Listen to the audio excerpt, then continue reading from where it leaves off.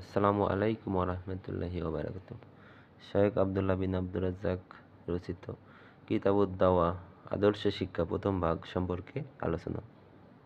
প্রতিটি মসজিদ হোক দিন শিক্ষার প্রথম পাঠশালা, এই স্লোগান নিয়ে দেশব্যাপী মসজিদ ভিত্তিক মক্তব প্রতিষ্ঠার লক্ষ্যে আমাদের যে দাওয়াতি সফর শুরু হয়েছিল তারই ফল মূলত আজকের এই বই। আমরা মক্তবগুলো নিয়ে কাজ করতে গিয়ে দেখলাম, মক্তবে কুরআন শিক্ষা ছাড়া উপযুক্ত কোনো সিলেবাস নেই যা একজন বাচ্চাকে দিনের জরুরি ও প্রয়োজনীয় জ্ঞানটুকু দিতে পারে। আমাদের সফরের সাথে সাথে মক্তবগুলো থেকে প্রতিনিয়ত একটি উপযুক্ত সিলেবাসের চাহিদা বাড়তে থাকে। যেহেতু দিন দিন আমাদের মসজিদ ভিত্তিক মক্তবের সংখ্যা বাড়ছে, সেহেতু আমাদের সিলেবাসও অতি জরুরি। সেই দাবি পূরণের লক্ষ্যে আমরা এই কাজটিতে হাত দিই। দেশব্যাপী সফরের ব্যস্ততার মধ্যেই অল্প অল্প করে সময় বের করে বইটি লেখার চেষ্টা করেছি।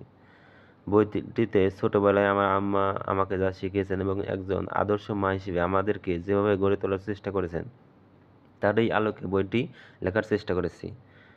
উক্ত বইয়ের প্রতিটি বাক্যের সাথে আমার আম্মার স্মৃতি জড়িত আছে। ছোটবেলায় তার শেখানো সেই আদব কায়দা, তার মুখে শোনা নবীদের বিভিন্ন ঘটনা, আখলাক গঠনের বিভিন্ন ঘটনা সবগুলোই এই বইতে সন্নিবেশিত করার চেষ্টা করেছি।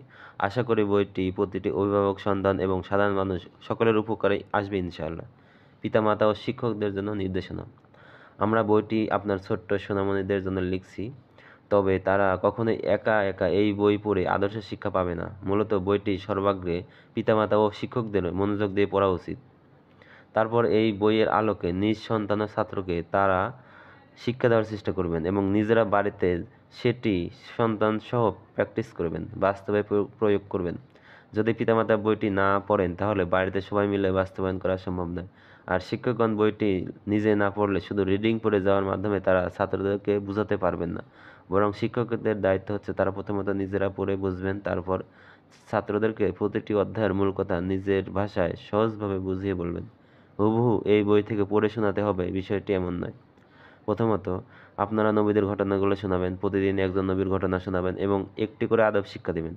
এভাবে নবীদের ঘটনাগুলো শেষ হলে আখলাকের ঘটনাগুলো শোনাবেন এবং আদব ও আখলাক দুটিই শিক্ষা দিবেন। ঘটনাগুলো শোনানোর সময় নিজের মনের মাধুরী মিশিয়ে ছোট বাচ্চাদের বোঝার উপযোগী করে শোনাবেন। আদব ও আখলাক শেষ হলে আকিদা শুরু করবেন। আকিদা শেষ হলে বাচ্চাদের মন মানসিকতা যখন আল্লাহর কথা শোনার ও নবীর অনুসরণের জন্য তৈরি হয়ে যাবে, তখন তাদেরকে অজু, সালাত ও অন্যান্য দোয়া শিক্ষা দেবেন। যদিও অনেক প্রয়োজনীয় দোয়া তারা আদবের সাথে শিখে ফেলবে। পিতামাতা ও শিক্ষকের জরুরি বৈশিষ্ট্য। শুধু বাচ্চাদের আদেশ নিষেধ দিলেই হবে না, বা তাদেরকে বই পড়ালেই হবে না। বাবা মা এবং শিক্ষক মণ্ডলীর মধ্যে কিছু জরুরি বৈশিষ্ট্য থাকা দরকার। যেহেতু আমাদের প্রতিটি ছোট্ট শিশুদের নিয়ে, তাই আমরা পিতামাতা ও শিক্ষকগণের বৈশিষ্ট্য নিয়ে বিস্তারিত আলোচনা করব না। শুধুমাত্র অতি জরুরি দুটি বৈশিষ্ট্য এবং বাড়ির সকলের জন্য আদর্শ একটি রুটিন বলে শেষ করবো ইনশাআল্লাহ। 1 নম্বর, পজিটিভ হওয়া।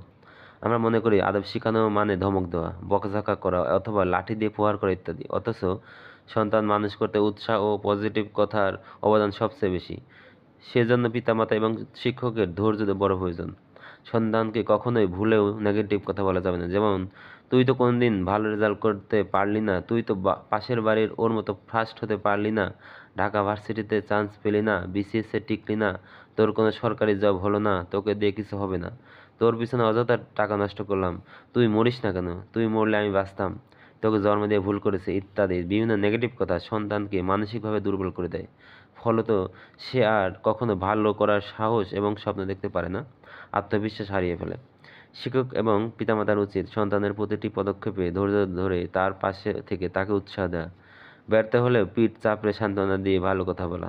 যেমন, বাবা তুমি ঢাকা ভার্সিটিতে চান্স পাওনি, তাতে তো কোনো সমস্যা নেই, ঢাকা ভার্সিটিতে না পড়েও মানুষ সফল হয়েছে। এই দেখো কবি নজরুল, শেরে বাংলা, তারা কেউ ঢাকা ভার্সিটিতে না পড়ে জীবনে সফল হয়েছে। বাবা বিসিএসে চান্স পেলেই কেউ জীবনে সফল হয়ে গেল, বিষয়টি এমন নয়। তুমি তোমার সাধ্য অনুযায়ী চেষ্টা করো, আল্লাহ তোমাকে এর ফল দিবেন, তুমি সফল হবে ইনশাআল্লাহ। এভাবে জীবনের প্রতিটি পদক্ষেপে সন্তানকে উৎসাহ দিতে হবে পজিটিভ কথার মাধ্যমে। আমার আম্মা আমাকে কখনোই নেগেটিভ বলতেন না, সবসময় পজিটিভ কথা দিয়ে তিনি আমাকে মোটিভেট করার চেষ্টা করতেন। যেমন, আমার আম্মা আমাকে বলতেন, বই পড়লে বড় হওয়া যায়। আমি প্রতিবার পড়ার পর তার শরীরের সাথে মাথা মেপে দেখতাম আমি কত বড় হয়েছি। যদিও তিনি জানতেন বড় হওয়া দ্বারা এই বড় হওয়া উদ্দেশ্য নয়, তবুও তিনি আমার ছোট মনের এই উৎসাহ ভাঙ্গেননি, বরং যতবার দাঁড়িয়েছে ততবার তিনি বলছেন আমি অনেক বড় হয়েছি, আরও যত পড়ব তত বড় হব। এই যে পজিটিভভাবে উৎসাহ দেওয়া, এই জিনিসটা প্রতিটি শিক্ষক ও পিতামাতার আয়ত্ত করা উচিত। 2 নম্বর, ব্যক্তিত্ব ধরে রাখা। সন্তানকে সৎ ও আদর্শ মানুষরূপে গড়ে তোলার ক্ষেত্রে ব্যক্তিত্ব অনেক বড় একটি ব্যাপার। ব্যক্তিত্ব এমন অদৃশ্য একটি বিষয় যার প্রভাব অদৃশ্য ও বায়বীয়। মুখের শাসন, লাঠির শাসন কিছুই লাগে না যদি ব্যক্তিত্ব থাকে। আপনার সমাজে অনেক মানুষ আছে, হয়তো আপনার বাবা মাও এমন হতে পারে, আপনার শিক্ষকগণের মধ্যেও এমন কেউ আছে যার সামনে আপনি অটোমেটিক খারাপ কিছু করতে ভয় পান, আপনার চক্ষু লজ্জা কাজ করে। এটাই মূলত ব্যক্তিত্ব। তার ব্যক্তিত্বের প্রভাবে আপনি তাকে সম্মান করছেন। যার সামনে অসামাজিক কিছু করতে ভয় পাচ্ছেন যাতে বেয়াদবি না হয়ে যায়। এই ব্যক্তিত্বটা সবচেয়ে জরুরি সন্তান মানুষ করতে। আপনার উপস্থিতি যেন সন্তানের জন্য ধমক, লাঠি সবকিছুর চেয়ে বেশি কাজ করে। ব্যক্তিত্ব মানে অন্যকে প্রভাবিত করে, অন্যরা আপনাকে অনুসরণীয় কাজ মনে করবে। ব্যক্তিত্ব ধরে রাখার জন্য নিজেকে সবার আগে ভালো হতে হয়, নিজেকে সবার আগে রুটিন মতো চলতে হয়। কোনো শিক্ষক বা পিতামাতা যদি নিয়মিত 5 ওয়াক্ত সালাত আদায় করে, অযথা আড্ডা এড়িয়ে চলে, নিয়মিত কুরআন তিলাওয়াত করে এবং স্বামী স্ত্রী ঝগড়া না করে, তাহলে তাদের মধ্যে সন্তানকে প্রভাবিত করার মতো ন্যূনতম ব্যক্তিত্ব বিরাজ করবে। আর বাবা মা যদি এমন হয় যে সারাদিন ফোন চালাচ্ছেন, অলস শুয়ে আছেন, টিভি সিরিয়াল নিয়ে ব্যস্ত আছেন, বন্ধু বান্ধবের সাথে আড্ডা দিচ্ছেন, নেশাদার দ্রব্য পান করছেন, সালাত আদায় করেন না, রুটিন অনুযায়ী চলেন না, তাহলে কখনোই তার সন্তান তার দ্বারা প্রভাবিত হবে না, তার কথা শুনতে চাইবে না, তাকে মানতে চাইবে না। তখন সেই সন্তানকে কথা শোনার জন্য তাকে বকাঝকা করতে হবে, লাঠি ব্যবহার করতে হবে। সুতরাং এখানে সন্তানের কোনো ত্রুটি নাই, বরং পিতামাতা বা শিক্ষকের ত্রুটি যে সে নিজের ব্যক্তিত্ব ধরে রাখতে পারেনি। বর্তমান যুগে পিতামাতা বা শিক্ষকগণের ব্যক্তিত্ব হারানোর সবচেয়ে বড় কারণ মোবাইলের নেশা, সিরিয়াল, মুভি ও নাটকের নেশা। ফলত সন্তানেরা ধীরে ধীরে কার্টুন এবং ভিডিও গেমের নেশায় পড়ে যায়। এই জন্য প্রতিটি বাবা মা ও শিক্ষককে আমি করজোরে অনুরোধ করব, মোবাইল থেকে যত দূর সম্ভব দূরে থাকুন। অবসর সময় মোবাইল না বা বিনোদন না দিয়ে বই পড়ার অভ্যাস গড়ে তুলুন। আমার পিতামাতা দুজনেরই কেউই বড় মোবাইল সেভাবে চালাতে জানেন না। তাদের জীবনের সবচেয়ে বড় ব্যস্ততা হচ্ছে পড়া। তাদের এই পড়ার অভ্যাস আমাদেরকে প্রতিনিয়ত অনেক কিছু শিক্ষা দিয়ে থাকে। আদর্শ বাড়ির দৈনিক রুটিন কেমন হওয়া উচিত?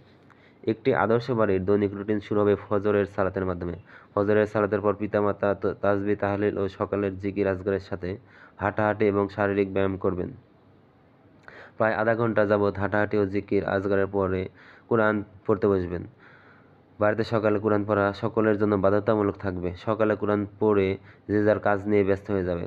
তারপর সকালে খেয়ে যে যার মতো কাজে বেরিয়ে পড়বে। সবাই বাসা থেকে সালাম দিয়ে বের হবে।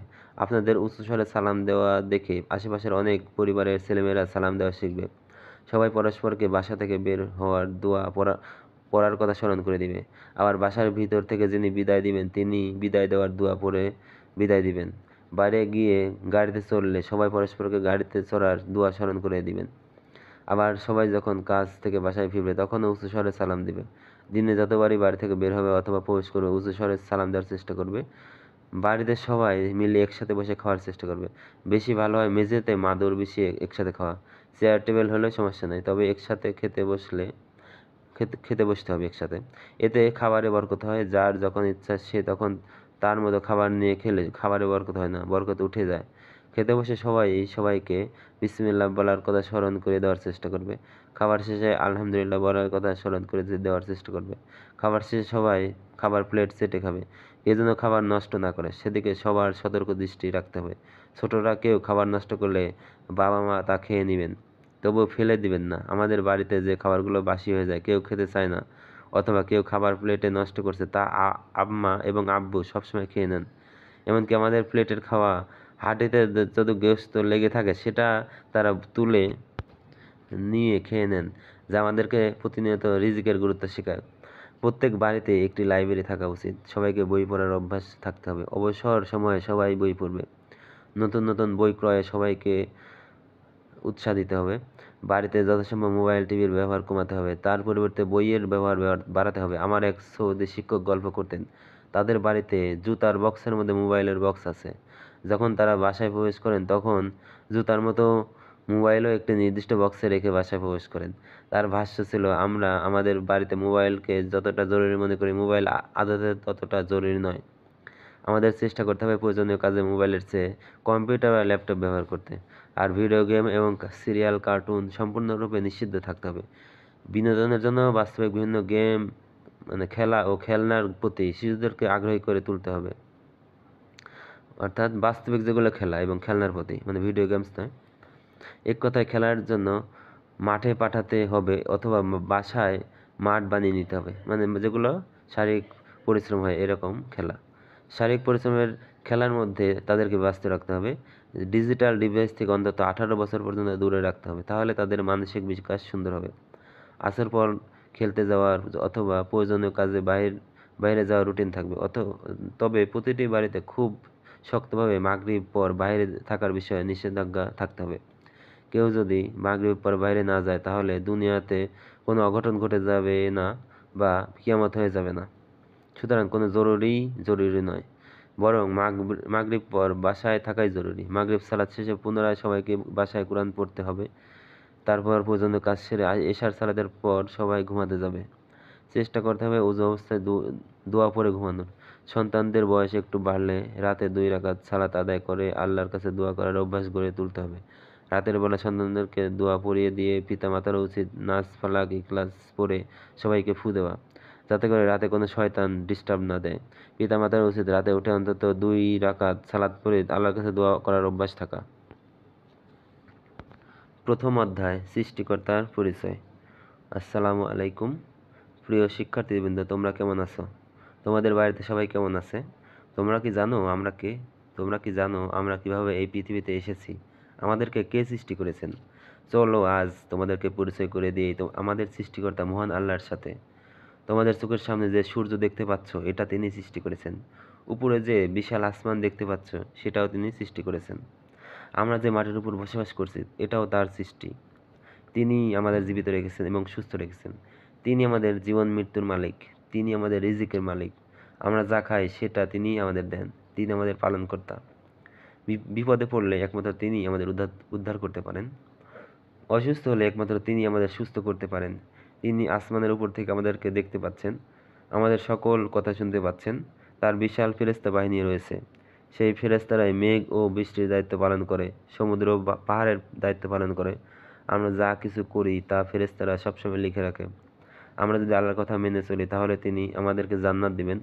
জান্নাতে আমরা যা চাইবো তাই পাবো। হেলিকপ্টার চাইলে হেলিকপ্টার পাবো, খেলনা সাইকেল চাইলে খেলনা সাইকেল পাবো।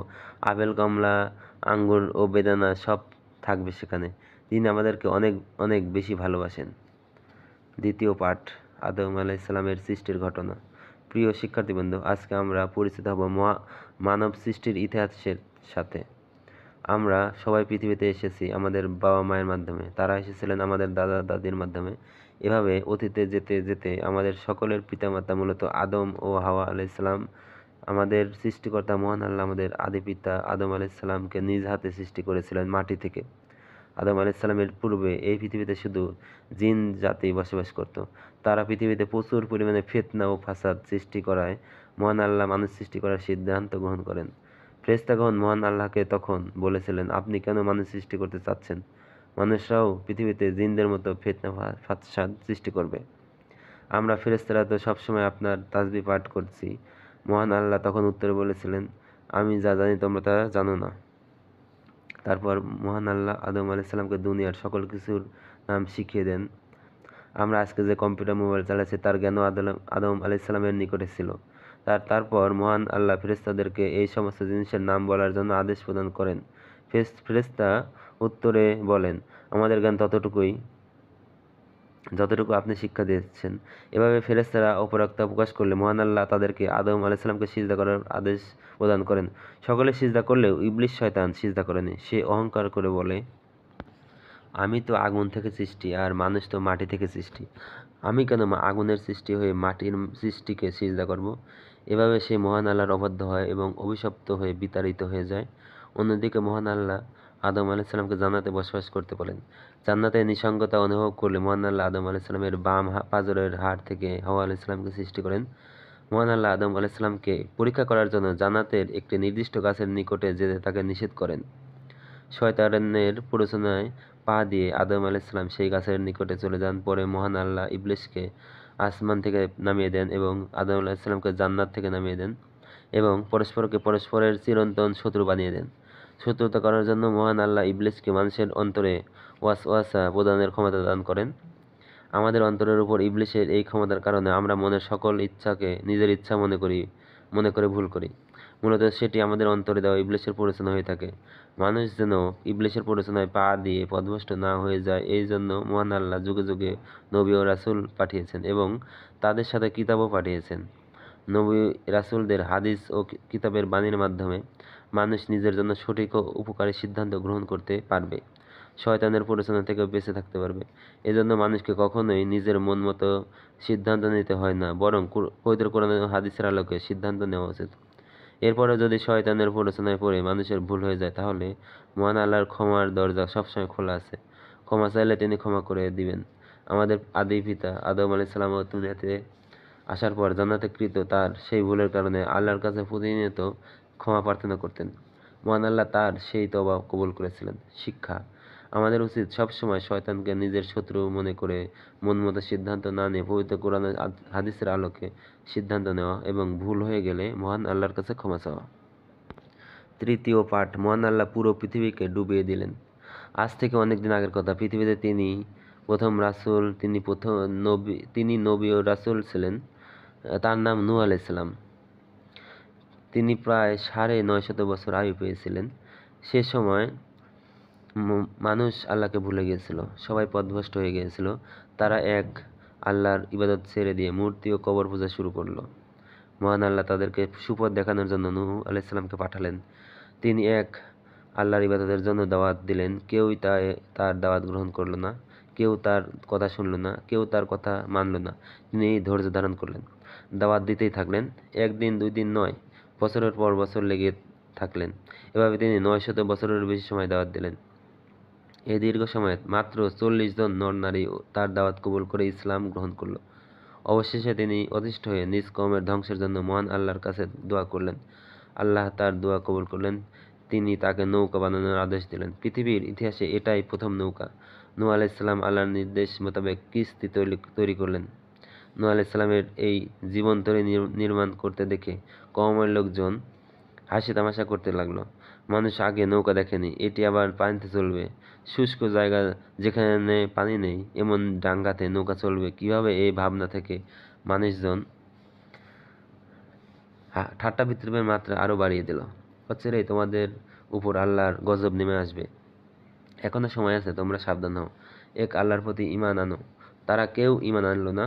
একদিন আল্লাহর আদেশে নূহ আলাইহিস সালাম এর বাড়ির রান্নাঘরের চুলা থেকে পানি বের হতে আরম্ভ করলো। পানি চারদিকে ছড়িয়ে গেল। ধীরে ধীরে পানি বাড়তে থাকলো। মানুষজনের ঘরবাড়ি ডুবে গেল। নূহ আলাইহিস সালামের একজন সন্তান কাফের ছিল। সেও গজব থেকে রেহাই পেল না। তাকে শেষবারের মতো বলা হলো ঈমান আনয়ন করতে, কিন্তু সে অস্বীকার করলো।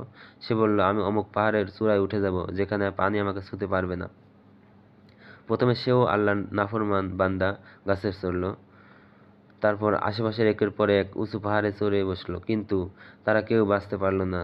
পানি তাদের গ্রাস করলো। শুধু কয়েকটি বড় পাহাড়ের চূড়া ডুবতে বাকি থাকলো। তখনও পাহাড়ে আশ্রয় নেওয়া কাফেররা ভাবছিল পানি হয়তো আর বাড়বে না, তারা বেঁচে যাবে। কিন্তু তাদের ধারণাকে ভুল প্রমাণ করে পানি আরও বেড়ে গেল।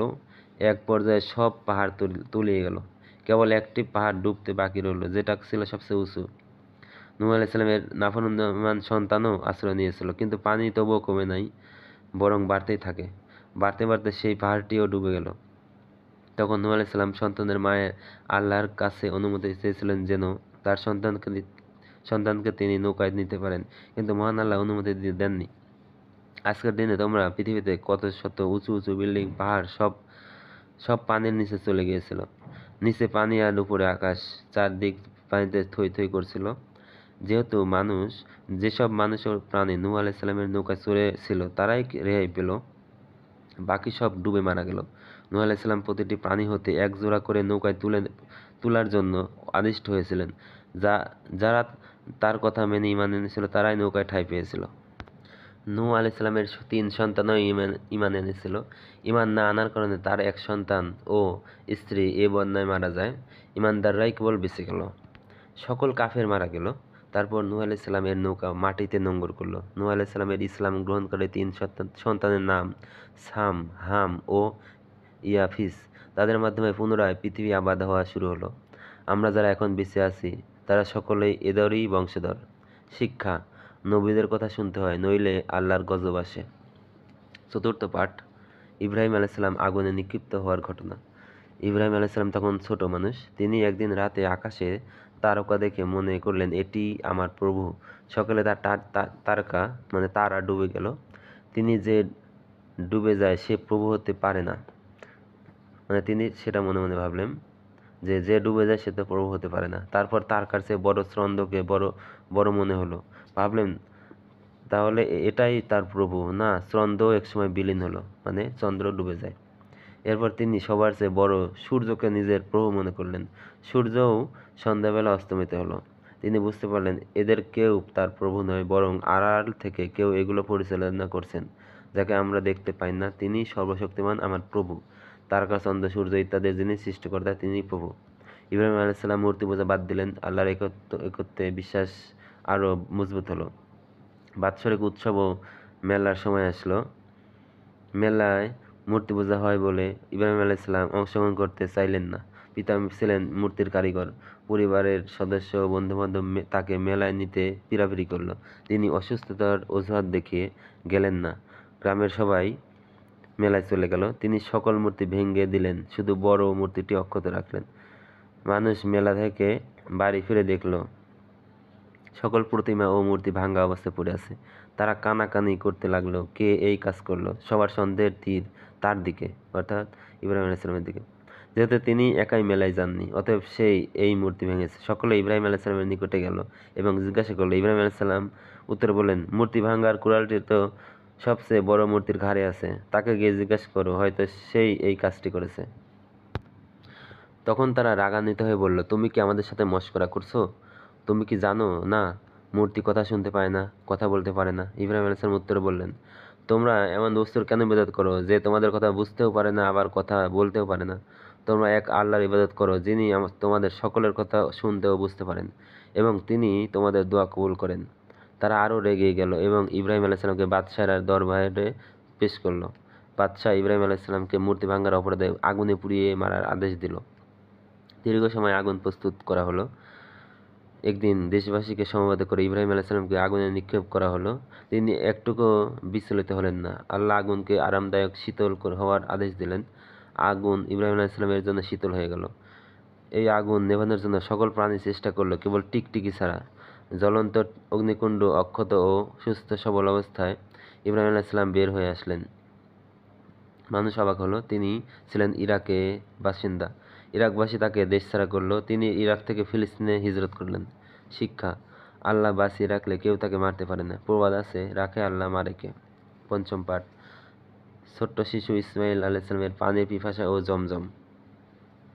ইব্রাহিম আলাইহিস সালাম আল্লাহর আদেশ পেয়ে তার স্ত্রী হাজেরা ও ছোট্ট শিশু ইসমাইল আলাইহিস সালামকে মক্কায় রাখার জন্য ফিলিস্তিন থেকে রওনা দেন। দীর্ঘ ১,৫০০ কিলোমিটার পথ পাড়ি দিয়ে যখন তিনি মক্কায় পৌঁছেন, তখন মক্কায় কোনো গাছপালা, মানুষজন এবং পশু পাখিও ছিল না। কোনো খাবারের ব্যবস্থা, এমনকি কোনো পানির ব্যবস্থাও ছিল না। তিনি তাদেরকে সেখানে রেখে যখন চলে আসছিলেন, তখন ইসমাইল আলাইহিস সালামের মা হাজেরা বারবার ইসমাইল আলাইহিস সালামের পিতা ইব্রাহিম আলাইহিস সালামকে জিজ্ঞেস করছিলেন, আপনি আমাকে আর ইসমাইলকে রেখে কোথায় যাচ্ছেন? এখানে তো কোনো মানুষ নাই, কোনো খাবার নাই, কোনো পানি নাই। আমরা একা একা এখানে কিভাবে থাকবো? তাও আবার ইসমাইলের মতো ছোট্ট শিশু নিয়ে আমি কিভাবে থাকবো? দিনের বেলা একদিকে খাবার নাই, অন্যদিকে একাকী এই মরুভূমিতে রাতে কিভাবে একা থাকবো? কেননা যে কোনো মুহূর্তে হিংস্র প্রাণী আক্রমণ করতে পারে বা ডাকাত দল আক্রমণ করতে পারে। ইব্রাহিম আলাইহিস সালাম তার কোনো প্রশ্নের উত্তর দিচ্ছিলেন না। শেষ পর্যন্ত ইসমাইলের মাতা হাজেরা বললেন, আপনি কি আমাদেরকে আল্লাহর আদেশে রেখে যাচ্ছেন? তখন ইব্রাহিম আলাইহিস সালাম বললেন, হ্যাঁ, আল্লাহর আদেশে। তখন তিনি উত্তরে বললেন, তাহলে তিনিই আমাদেরকে রক্ষা করবেন। একাকী এই নির্জন মরুভূমিতে স্ত্রী সন্তানকে রেখে গিয়ে পাহাড়ের আড়ালে আল্লাহর দরবারে হাত উঠিয়ে দোয়া করতে লাগলেন, ইব্রাহিম আলাইহিস সালাম যাতে করে মহান আল্লাহ তার পরিবারের জন্য এই নির্জন মরুভূমিতে বসবাস ও খাবারের ব্যবস্থা করে দেন। ইসমাইল আলাইহিস সালামের মা যা খাদ্য ও পানি নিয়ে এসেছিলেন, ইব্রাহিম আলাইহিস সালাম চলে যাওয়ার পর তা ধীরে ধীরে শেষ হয়ে যায়। কোনো খাবার না থাকায় মায়ের বুকে দুধও পাচ্ছিলেন না। ইসমাইল আলাইহিসসালাম মায়ের দুধ, পানি ও খাবার কিছু না না পাওয়াতে ক্ষুধার জ্বালায় কান্নাকাটি শুরু করেন। ইসমাইল ইসমাইল আলাইহিসসালামের কান্নাকাটি যখন তীব্র আকার ধারণ করে, তখন হতাশ হয়ে ইসমাইল আলাইহিসসালামের মা হাজেরা মরুভূমির এক পাহাড় থেকে আরেক পাহাড়ে দৌড়াদৌড়ি শুরু করেন। পাহাড়ে উঠে দিক বিদিক তাকাতে থাকেন, আশেপাশে কোনো মানুষ দেখা যায় কিনা, কোনো পানি বা খাবারের উৎস দেখা যায় কিনা। এভাবে তিনি প্রায় 7 বার সাফা ও মারওয়া পাহাড়ে উঠানামা করেন। ইতোমধ্যে মহান আল্লাহ জিবরাইল ফেরেশতাকে পাঠিয়ে দিলেন মরুভূমির মধ্যে তার এই বান্দি হাজরা ও তার সন্তান ইসমাইল আলাইহিসসালামকে রক্ষার জন্য। জিবরিল তার পায়ের আঘাত দিলেন মাটিতে। হঠাৎ হাজরা একটি শব্দ শুনতে পান। আওয়াজের দিকে ফিরে এসে দেখেন সেখানে মাটি ফেটে পানি বের হচ্ছে। তিনি পানির চতুর্দিকে বাঁধ দিলেন। যদি তিনি বাঁধ না দিতেন তাহলে পুরো দুনিয়া পানিতে ভেসে যেত। সেই পানি আজকের জমজম, যা আমরা এখনো মক্কা গেলে দেখতে পাবো, বা আমাদের কেউ হজে গেলে জমজমের পানি নিয়ে আসেন। জমজমের পানি যে কোনো সৎ নিয়তে পান করলে আল্লাহ সে বাসনা পূরণ করেন। শিক্ষা: আল্লাহর উপর ভরসা রাখলে তিনি সাহায্য করেন। সন্তানের জন্য পিতামাতার দোয়া কবুল হয়। ছোট্ট শিশু ইউসুফকে কুয়ায় ফেলে দেওয়ার ঘটনা। ইব্রাহিম আলাইহিসসালামের 2 সন্তান ছিলেন। একজনের নাম ইসমাইল আর একজনের নাম ইসহাক। আমরা পূর্বে দেখেছি ইব্রাহিম আলাইহিসসালামে তার এক সন্তান ইসমাইলকে তার মা হাজেরা সহ মক্কায় রেখে এসেছেন। অন্যদিকে তার আরেক সন্তান ইসহাক ও তার মা সারা ফিলিস্তিনে বসবাস করতে থাকেন। ইসহাক আলাইহিসসালামের সন্তান ইয়াকুব আলাইহিসসালাম আর ইয়াকুব আলাইহিসসালামের সন্তান ইউসুফ আলাইহিসসালাম। ইয়াকুব আলাইহিসসালামের 2 জন স্ত্রী ছিলেন। একজনের গর্ভে মহান আল্লাহ তাকে 10 সন্তান এবং আরেকজনের গর্ভে 2 জন সন্তান দান করেছিলেন। ইয়াকুব আলাইহিসসালামের দ্বিতীয় স্ত্রী রাহিলের গর্ভে ইউসুফ আলাইহিসসালামের জন্ম হয়, যিনি দেখতে তার বাবার দাদি সারার চেহারায় সবচেয়ে নিকটবর্তী ছিলেন। আর সারা ছিলেন হাওয়া আলাইহিসসালামের পরে দুনিয়ার সবচেয়ে সুন্দরী নারী।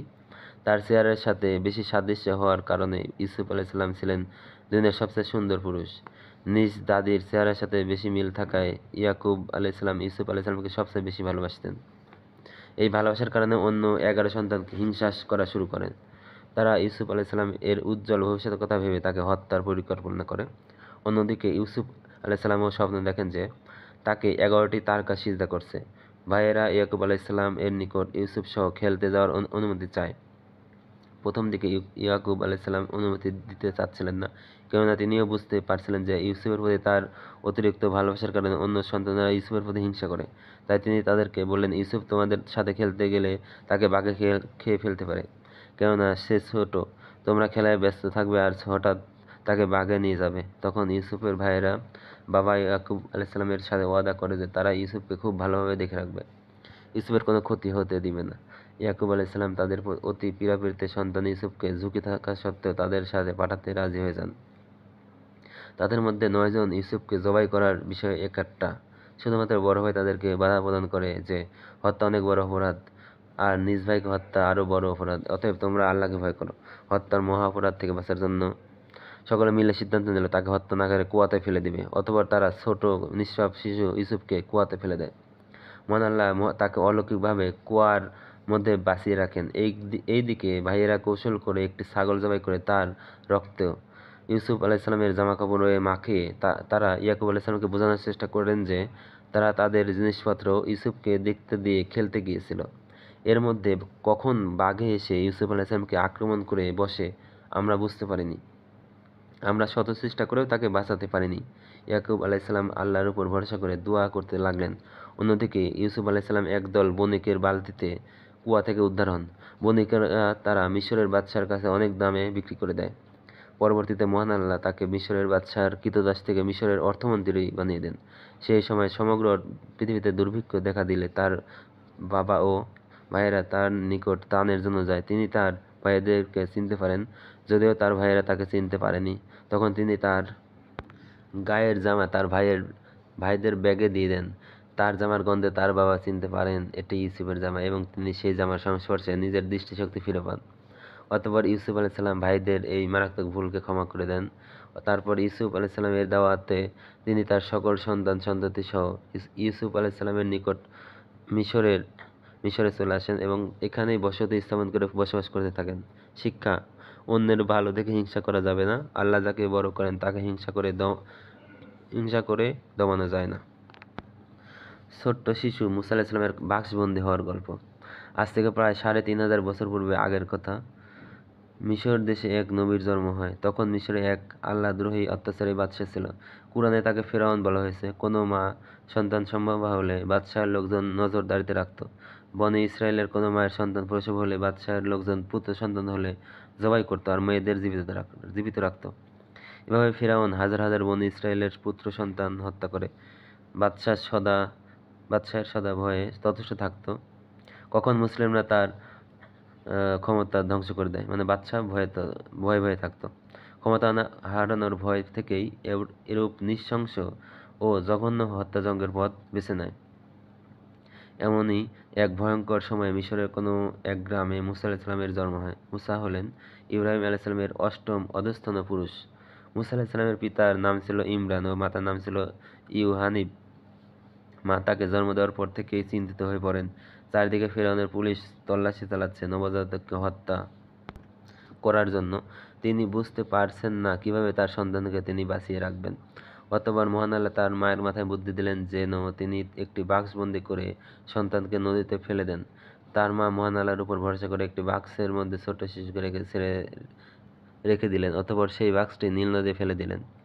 পাশাপাশি তিনি তার মেয়ে তথা মুসা আলাইহিস সালামের বড় বোনকে দায়িত্ব দিলেন যেন তিনি বাক্সটির পিছে পিছে নদীর ধার বেয়ে যেতে থাকেন আর দেখেন বাক্সটি কোথায় গিয়ে কি হয়। মুসা আলাইহিস সালামের এই বোন আশ্চর্য হয়ে লক্ষ্য করলেন যে বাক্সটি নদীর স্রোতের বিপরীত দিক থেকে যাচ্ছে, তথা স্রোতের গতি অনুযায়ী যেদিকে যাওয়ার কথা সেদিকে না যায় অন্যদিকে যাচ্ছে। মুসা আলাইহিস সালামের বোনও বাক্সটির পিছে পিছে নদীর ধার দিয়ে যেতে থাকলেন। নীল নদের কোনো এক প্রান্তে ফিরআউনের স্ত্রী আসিয়ার চোখ পড়ে বাক্সটির উপর। তিনি বাক্সটিকে রহস্যময় মনে করে তার মনের কৌতূহলে বাক্সটি তুলে আনার আদেশ প্রদান করেন। বাক্সটি উঠিয়ে এনে দেখা গেল তাতে সুন্দর এক শিশু। শিশুর সৌন্দর্য মায়াবী চেহারায় মুগ্ধ হয়ে তার অন্তর নরম হয়ে যায়। তিনি মনে করেন যেহেতু তার কোনো সন্তান নাই তাই তিনি এই সন্তানকে লালন পালন করবেন। তার স্বামী ফিরআউন সন্তানকে হত্যা করতে চাইলেও স্ত্রী অনড় দাবির সামনে সে আর হত্যা করতে পারল না। এভাবে মহান আল্লাহ তাআলা মুসা আলাইহিস সালামের সবচেয়ে বড় শত্রুর ঘরে মুসা আলাইহিস সালামের আশ্রয়ের ব্যবস্থা করে দিলেন। মুসা আলাইহিস সালামকে বাসায় নিয়ে গেলে দেখা গেল নতুন বিপত্তি। মুসা আলাইহিস সালাম কারো দুগ্ধ পান করেন না। ফলত আশেপাশে বিভিন্ন মহিলাদের দুধ পান করার চেষ্টা করা হলে তা সফল হয় না। এভাবে দূর দূরান্ত থেকে মহিলারা আসতে থাকে এবং দুধ পান করার চেষ্টা করতে থাকে। একদিন মুসা আলাইহিস সালামের মাও অন্যান্য মহিলাদের ভিড়ের সাথে এসে নিজের পরিচয় গোপন রেখেই বাচ্চাকে দুধ পান করাতে যান। মুসা আলাইহিস সালাম তার মায়ের দুধ পান করেন। ফলত ফিরআউনের স্ত্রী তার মাকেই তার জন্য দুধ মা হিসেবে নির্ধারণ করে দেন। এভাবে পরিচয় গোপন রেখেই শত্রুর বাড়িতে মায়ের দুধ খেয়ে মুসা আলাইহিস সালামকে বড় করার ব্যবস্থা করেন মহান আল্লাহ তাআলা। বড় হওয়ার পর মুসা আলাইহিস সালাম এর সাথে কথা বলে মহান আল্লাহ তাকে নবী বানিয়ে ফিরআউনকে দাওয়াত দেওয়ার জন্য বলেন। মুসা আলাইহিস সালাম মহান আল্লাহকে বললেন। তার কথা অস্পষ্ট হয়, তিনি ভালোভাবে কথা বলতে পারেন না। তখন আল্লাহ তাআলা তাকে একটা দোয়া শিখিয়ে দেন যার মাধ্যমে তার তোতলামি ভালো হয়ে যায়। দোয়াটি নিম্নরূপ: রব্বি ইশরাহ লি সাদরি ওয়া ইয়াসসির লি আমরি ওয়াহলুল উকদাতাম মিন লিসানি ইয়াফকাহু কওলি। অর্থ: হে আল্লাহ, আপনি আমার বুককে প্রশস্ত করে দিন, আমার কাজকে সহজ করে দিন, আমার জিহ্বা থেকে জড়তা দূর করে দিন, যাতে করে মানুষ আমার কথা বুঝতে পারে। আর মহান আল্লাহ মুজিজা হিসেবে তাকে দুটি বিষয় দান করেন। তার হাতের লাঠি ছেড়ে দিলে সাপে পরিণত হয়ে যেত, আর তার হাত বগল থেকে বের করলে জ্বলজ্বল করতে থাকত। এই দুই নিদর্শন দেখে ফিরআউন বলল, এগুলো তো জাদু। তাই সে দুনিয়ার সকল বড় বড় জাদুকরদের একত্রিত করল। হাজার হাজার বড় বড় জাদুকরগণ সেদিন তাদের হাতের রশিগুলো মাঠে ছেড়ে সাপে পরিণত করল। লক্ষ লক্ষ সাপ একসাথে মুসা আলাইহিস সালামের দিকে আসতে থাকে। মুসা আলাইহিস সালাম একটু ভয় পেয়ে যান। এটা ছিল তার মানবিক ভয়। যেমন তোমাদের চোখের সামনে যদি কেউ আঙ্গুল নাড়ায় তাহলে তোমাদের চোখটা বন্ধ হয়ে আসবে। মহান আল্লাহ মুসা আলাইহিস সালামকে বলেন, যেহেতু আল্লাহ তার সাথে আছে সেহেতু তার কোনো ভয় নাই। অতঃপর মহান আল্লাহ তাকে তার হাতের লাঠিটি ছেড়ে দিতে বলেন। মুসা আলাইহিস সালাম এই লাঠিটি সাপে পরিণত হয়। এক নিঃশ্বাসে লক্ষ লক্ষ সাপকে খেয়ে ফেলল। সাথে সাথে উপস্থিত হাজার হাজার জাদুকর সিজদায় পড়ে গেল এবং ঘোষণা দিল তারা মহান আল্লাহকে একমাত্র রব ও ইলাহ হিসেবে বিশ্বাস করে। মুসা আলাইহিস সালামের আল্লাহর প্রতি তারা ঈমান আনয়নের ঘোষণা দিল। ফিরআউন সেই সমস্ত জাদুকরকে কঠোর শাস্তি দিয়ে হত্যা করল। তারা নিহত হয়ে গেলেও ঈমান থেকে আর ফিরে আসেনি। ঈমান অবস্থায় তারা শহীদই মৃত্যুবরণ করে। অন্যদিকে কোনোভাবে মুসা আলাইহিসসালামকে পরাজিত করতে না পেরে ফিরআউন সিদ্ধান্ত নিল যেভাবেই হোক সে মুসা আলাইহিসসালাম সহ সকল মুসলিমদের সমূলে ধ্বংস করে দেবে। এই সিদ্ধান্ত নিয়ে সে বিশাল বাহিনী নিয়ে মুসা আলাইহিসসালামকে ধাওয়া করা শুরু করলো। মুসা আলাইহিসসালাম তার সম্প্রদায়কে বাঁচাতে মিশর থেকে ফিলিস্তিনের দিকে পালাতে লাগলেন। প্রতিমধ্যে বিশাল সমুদ্র পড়ল। পিছনে ফিরআউনের বিশাল বাহিনী আর সামনে অথই সমুদ্র। মুসা আলাইহিসসালামের সাথীরা বলল, আমরা বন্দী, আমরা আটকা পড়েছি। মুসা আলাইহিসসালাম বললেন, কখনো নয়, ফিরআউন আমাকে ধরতে পারবে না। নিশ্চয়ই আমার সাথে আমার প্রতিপালক রয়েছেন, তিনি আমাকে পথ দেখাবেন। তখন আল্লাহ বললেন, আপনি আপনার হাতের লাঠি দিয়ে সমুদ্রে আঘাত করেন। মুসা আলাইহিসসালাম মহান আল্লাহর আদেশ মোতাবেক তার হাতের লাঠি দিয়ে সমুদ্রে আঘাত করলেন। সাথে সাথে সমুদ্রের তীরে 12টি রাস্তা তৈরি হয়ে গেল। মুসা আলাইহিসসালাম তার সম্প্রদায়কে নিয়ে সেই 12টি রাস্তা দিয়ে সমুদ্র পার হয়ে গেলেন। ফেরাউন এই রাস্তাগুলো দেখে মনে করল সেও এই রাস্তা দিয়ে পার হয়ে যাবে, তাই সেও তার বিশাল বাহিনী নিয়ে এই রাস্তায় প্রবেশ করলো। যখন তারা সমুদ্রের মাঝপথে চলে আসলো তখন মহান আল্লাহ সমুদ্রকে মিলিয়ে দিলেন, আর সাথে সাথে ফিরআউনের বিশাল বাহিনী সমুদ্রের অথই পানিতে হাবুডুবু খেতে লাগলো। সামনে নিশ্চিত মৃত্যু দেখে সমুদ্রে হাবুডুবু খাওয়া অবস্থায় ফিরআউন বলল, আমি আল্লাহর উপর ঈমান আনলাম। মহান আল্লাহ বললেন, এখন তোমার ঈমান কোনো কাজে আসবে না। অতঃপর মহান আল্লাহ ফিরআউনের শরীরকে কিয়ামত পর্যন্ত অক্ষত করে দিলেন, যাতে পৃথিবী মানুষ তার শরীর দেখে শিক্ষা নিতে পারে যে জালেমের জুলুম কখনোই স্থায়ী হয় না, মানুষের রাজত্ব কখনোই চিরদিন থাকে না। আজও ফিরআউনের লাশ মিশরের জাদুঘরে সংরক্ষিত আছে। শিক্ষা: অত্যাচারী হওয়া যাবে না। অত্যাচারী যত শক্তিশালী হোক আল্লাহ তাকে ধ্বংস করে দেন। মজলুম যত দুর্বলই হোক না কেন আল্লাহর উপর ভরসা থাকলে আল্লাহ তাদেরকে বিজয় দান করেন। অষ্টম পাঠ। ছোট্ট ঈসা আলাইহিসসালাম মায়ের কোলে কিভাবে কথা বললেন। 2000 বছর আগের ঘটনা। আল্লাহর অনুগত পরহেজগার সন্তান সম্ভবা একজন মা তার সন্তানকে মসজিদের খিদমতে ওয়াকফ করে দেন। অতঃপর যখন তিনি সন্তান প্রসব করে দেখলেন যে তিনি মেয়ে সন্তান প্রসব করছেন, মহান আল্লাহ বললেন, অনেক মেয়ে আছে যারা ছেলেদের চেয়েও ভালো। তারপর মহান আল্লাহ তার নাম রাখলেন মারিয়াম। মারিয়াম এত ভালো ও পরহেজগার ছিল যে মহান আল্লাহ আসমান থেকে তার জন্য খাবার পাঠাতেন।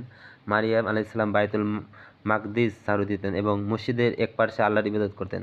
মসজিদের ইমাম ছিলেন তার খালু জাকারিয়া আলাইহিসসালাম। তিনি একদিন দেখলেন অসময়ের হরেক রকমের ফল মারিয়াম আলাইহিসসালামের নিকটে, যেমন ধরো আম বা লিচুর সময় নয়, তারপরে যদি আম লিচু কারো কাছে দেখো তোমার কেমন বিস্ময় লাগবে। অথচ জাকারিয়া আলাইহিসসালাম একজন নবী হওয়ার পরেও তার কাছে এভাবে খাবার আসেনি। জাকারিয়া আলাইহিসসালাম আশ্চর্য হয়ে জিজ্ঞেস করলেন, এই সব খাবার কোথা থেকে এসেছে?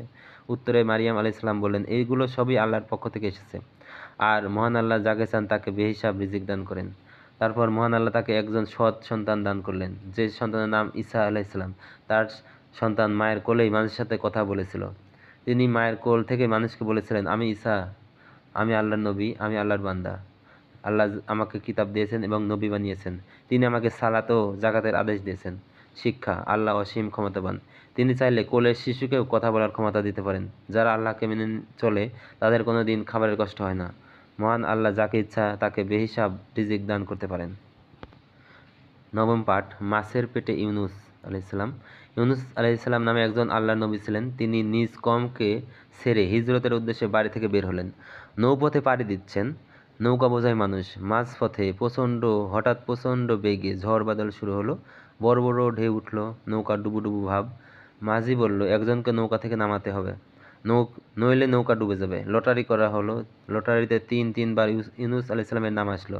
তিনি নদীতে লাফ দিলেন। নদীতে পড়া মাত্র একটি বিরাট মাছ এসে ইউনুস আলাইহিসসালামকে গিলে ফেলল। তিনি নিজের বিপদ বুঝতে পেরে মহান আল্লাহর কাছে আশ্রয় প্রার্থনা করেন।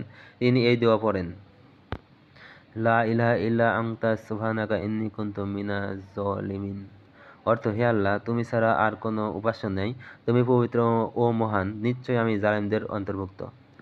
এরকম কঠিন বিপদে পড়ে মহান আল্লাহকে স্মরণ করার এই দোয়া মাছের পেটের অন্ধকার, গভীর সাগর, পানির অন্ধকার এবং রাতের অন্ধকার ভেদ করে মহান আল্লাহর আরশে পৌঁছে যায়। মহান আল্লাহ মাছকে আদেশ প্রদান করেন যেন সে ইউনুস আলাইহিসসালামকে জীবিত অবস্থায় সাগর পাড়ে রেখে দেয়। অতঃপর মহান আল্লাহর আদেশে মাছ ইউনুস আলাইহিসসালামকে জীবিত অবস্থায় সাগর পাড়ে রেখে দেয় এবং এভাবে মহান আল্লাহর নিকট দোয়া করে বিপদ থেকে বেঁচে যান ইউনুস আলাইহিসসালাম। শিক্ষা: বিপদ যত কঠিনই হোক না কেন মহান আল্লাহকে একনিষ্ঠভাবে ডাকলে তিনি তা থেকে বাঁচাবেন। দশম পাঠ। ছোট্ট শিশু মোহাম্মদ সাল্লাল্লাহু আলাইহি সাল্লামের কত কষ্ট। নবিকুলের সর্দার এবং দুনিয়ার শ্রেষ্ঠ মানব মহান মোহাম্মদ সাল্লাল্লাহু আলাইহি সাল্লাম, তিনি শেষ নবী ও রাসূল। আমরা তার উম্মত। আল্লাহ আর কখনো কোনোদিন নবী পাঠাবেন না। সেই নবী মোহাম্মদ সাল্লাল্লাহু আলাইহি সাল্লাম ছোটবেলায় অনেক কষ্ট পেয়েছেন। তোমাদের সবার বাবা মা বেঁচে আছেন, আবার তোমাদের কারো বাবা আছেন, মা নাই, মা আছেন তো বাবা মা নাই, কারো বাবা মা উভয়ই বেঁচে নাই। তোমাদের বাবা তোমাদের কত স্নেহ করেন, সকল চাওয়া পূরণ করেন, নতুন নতুন খেলনা, নতুন জুতা, নতুন জামা, মজার মজার চকলেট সব এনে দেয় বাবা।